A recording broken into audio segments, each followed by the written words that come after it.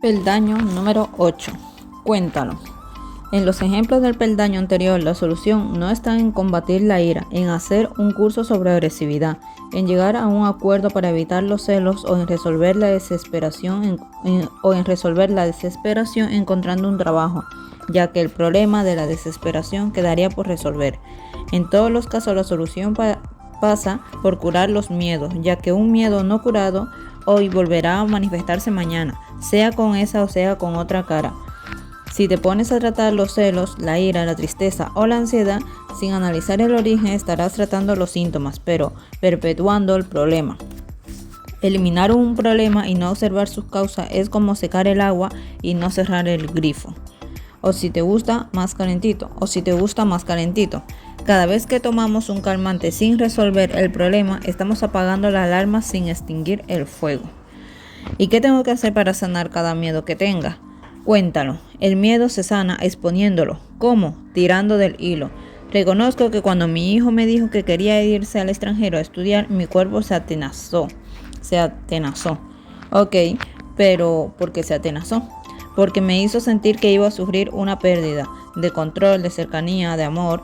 Ok, ¿y qué hay detrás de esa sensación? ¿Qué la provoca? Creo que el miedo a la soledad o incluso a que mi hijo se olvide de mí. Pues ahí lo tienes, ese es tu miedo. Combatir síntomas alarga el problema. Mejor busca el origen tirando del hilo con preguntas como las anteriores y verás que toda la cadena siempre tiene como origen un miedo.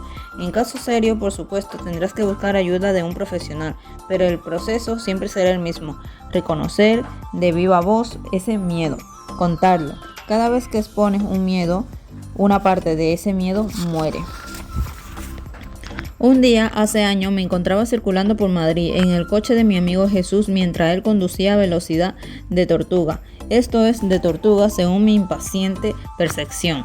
Él era una persona que sabía ir tranquilo por la vida. Yo tenía muchos conocimientos, es retórico, pero desde luego ese era uno de los que me faltaba. Mientras él iba disfrutando del paseo, yo iba agonizando cada vez que veía de lejos un semáforo en verde. Se lo va a perder, pensaba para mí. Y tenía razón, efectivamente se lo perdía. El problema era que ese hecho a mí me saboteaba mi felicidad interior, mientras que a él, por supuesto, ni le inmutaba. Empecé a tirar del hilo de mi paciencia aguda y a través de varios porqués regresivos fui descubriendo cosas hasta que di con mi miedo. ¿Por qué sentía impaciencia? ¿Por qué no quería perder el tiempo? ¿Qué había detrás de esa sensación? ¿Qué pasaba si sentía que perdía el tiempo? ¿Qué podía hacer menos cosas? ¿Y qué sucedía si hacía menos cosas? Podría sentirme una persona insuficiente, lo cual podría llevarme a no ser aceptado por otros o incluso por mí mismo. Voilà, ese era mi miedo. Y al exponerlo, observarlo, reconocerlo y sobre todo contarlo a alguien que te escuche sin juzgarte, me permitió no solo aumentar mi conciencia y por tanto mi aprendizaje sobre él, sino liberarme de una parte enorme de su losa. ¿Por qué? Porque contarlo es arrojar luz sobre él, exponerlo y solo lo que se expone puede ser sanado. Si quieres un ejercicio para tratar este tema, usa la sesión de miedos. Consiste en sentarse con una persona y simplemente manifestar y contar un miedo, tirando de ese hilo y relatando qué temes y qué te hace sentir cada uno de esos temores. Verás que a medida que te vas abriendo, una parte de tus miedos se va disciplinando igual que se disciplina la sombra al amanecer. Pruébalo, es tremendamente liberador. Y aquí viene una cita que dice: cuanto más reconoces un miedo al que estás atado, más te desprendes de su atadura. Peldaño número 9. ¿Desde dónde? A veces me encuentro con gente que cree que nací aprendiendo en casi todos los temas de lo que escribo o hablo, pero esto es incierto tanto para mí como para el resto de los mortales. Porque tanto no solo no nací aprendiendo, sino que como habitualmente recalco en mis conferencias, siempre me quedará mucho más por aprender que por enseñar. Cada año es una evolución para mí y ojalá ese proceso nunca se detenga, ya que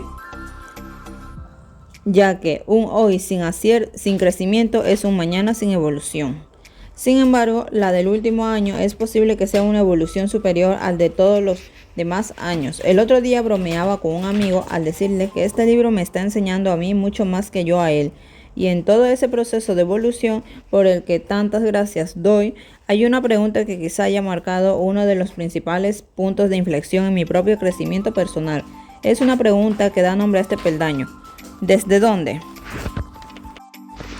Raúl trabaja como ingeniero en una empresa que está en el proceso de internalización y cuyo futuro depende de que se consiga un enorme contrato con una gran multinacional. El director general de la empresa es el encargado de realizar la presentación de la propuesta que determinará que la multitud firme o no ese contrato tan trascendente. Raúl, que está a 2 rangos por debajo del director general, el día previo a la presentación, tras pedir permiso a su jefe, decide enviar un correo electrónico al director general dándole ánimos y detallando cada uno de sus puntos fuertes para elevar su nivel de confianza. La carta sube la moral al director general y como resultado acaba realizando una brillante exposición y consiguiendo el contrato con la multinacional, que además repercute en una mejora de las condiciones para todos los empleados. Su jefe lo felicita por la carta. ¿Dirías que la acción de Raúl es loable? Probablemente sí.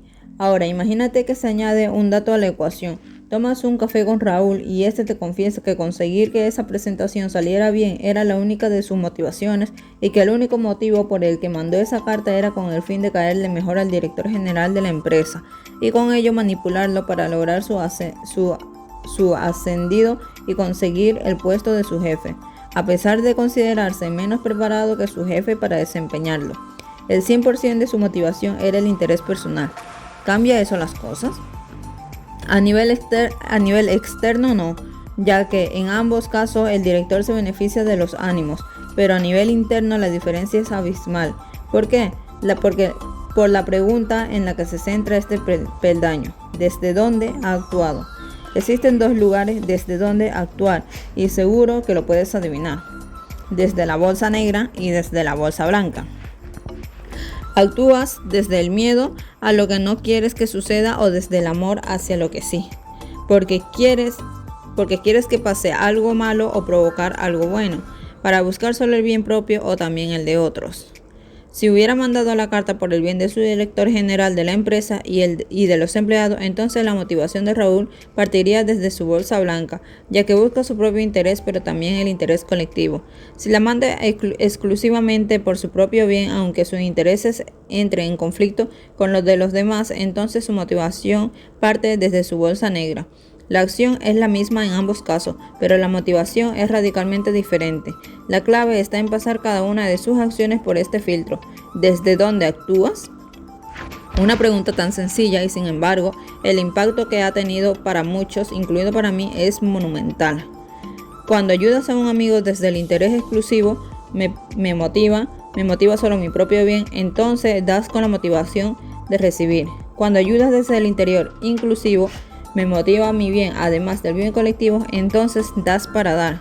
Que recibas algo a cambio es irrelevante, ya que lo que tú recibas no entra en tu propia ecuación. Anso, pero ¿y si mi amigo abusa de su generosidad? Atento a la respuesta porque a mí me costó entenderla. No dar con la respuesta correcta a esa pregunta es el principal motivo por el que la gente se pierde el valor de este peldaño. Es esta. Sí es legítimo alejarte, pero no lo es enjuiciarlo como una persona X, etiqueta negativa. El alejamiento no se origina desde tu bolsa negra, ya que alejarse es tu preferencia y preferir es completamente legítimo. Pero el juicio sí procede desde tu parte oscura, ya que se hace desde el deseo de etiquetar y demonizar a otra persona. Eso no lo deseas tú, lo desea tu ego. Ese tipo te acaba de insultar. ¿Cómo puedes responder con un insulto? ¿Cómo puedes responder a un insulto con una sonrisa? Porque dentro de mí no yace una fuente de motivación, sino 2, la que me pide guerra y la que me ofrece paz, y yo elijo actuar desde la segunda. ¿Cómo hay que hacer para recibir de Belt? ¿Cómo hay que hacer para subir de Belt en carrera hacia el éxito interior? Existen 3 formas principales. La primera es por osmosis. Si quieres subir de Belt, Pasa más tiempo con gente que un vez mayor que el tuyo. Con gente con un vez mayor que el tuyo. El éxito interior es muy contagioso. La segunda te la dará el peldaño que viene a continuación. Y la tercera es formulándote una y otra vez esta pregunta: ¿desde dónde actúo? Igual que una simple rienda bien usada puede dirigirse a la fuerza de todo un caballo, una sola pregunta bien formulada puede dirigir el poder de toda una mente.